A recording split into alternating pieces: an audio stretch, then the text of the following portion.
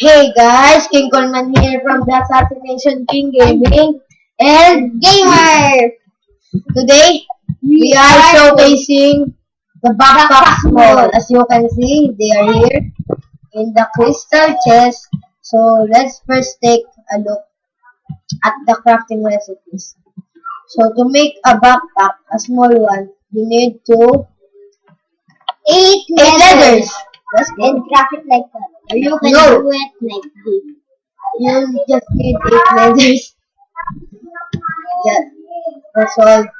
And then for the big backpack, you need tanned leather. And to make tanned leather, you need to smelt bound leather.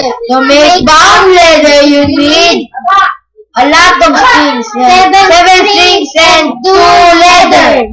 And to make strings, Just kill a spider to make string or something that drops string. and then now to make a workbench backpack, the small one, you need 8 leathers and a crafting table. So yeah.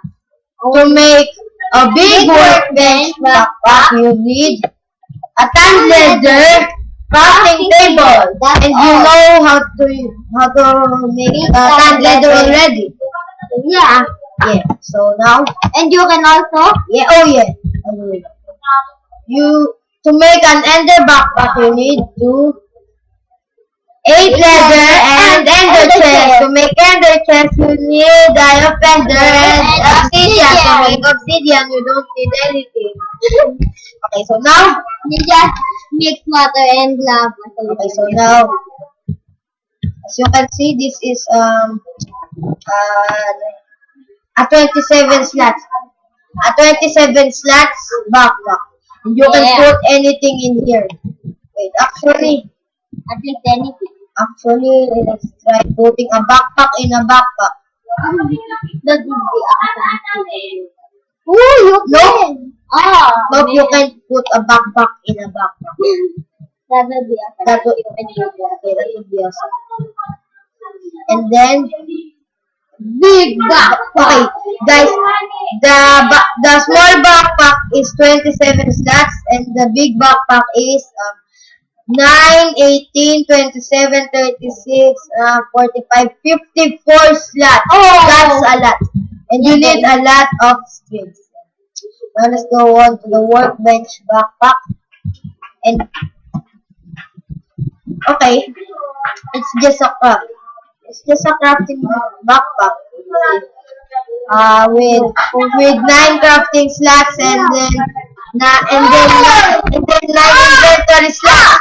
And then the big workbench backpack, you need the big workbench backpack is just small workbench backpack. And then that's all.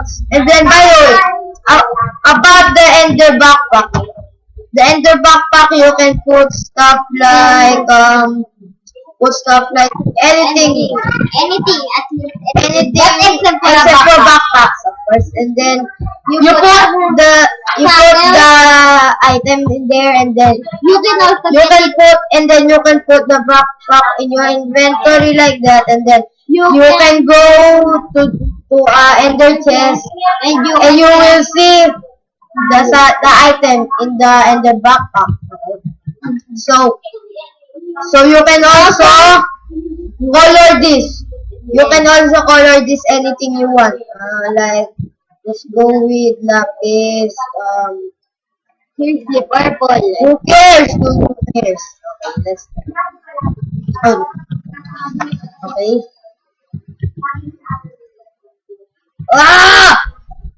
Keep doing that. Let's use our workbench backpack. So you need that. Okay. And then you put any color you want.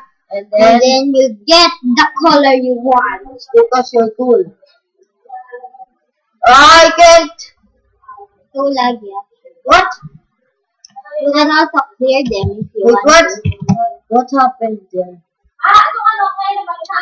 Let's also clear them actually. Let's just get a normal crafting table. There you go, backpack and backpack. Then you got her backpack. Then big backpack. That color. Nice, nice. I don't think you can you can color the crafting bench.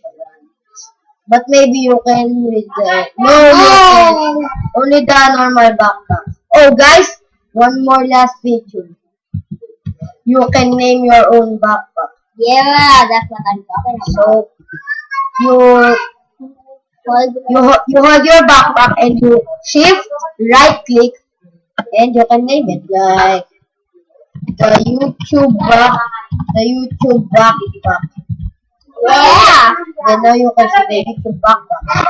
But can you, yeah, crafting backpack. Crafting backpack. That's nice. Crafting. Crafting. Well, that's good. That's good. It. So guys, that is all for today. Hope you guys enjoyed the mod showcase. And if you want more mod showcases or more videos, just like, subscribe, and favorite. Also, And keep that's, smacking that yeah, like button. yeah.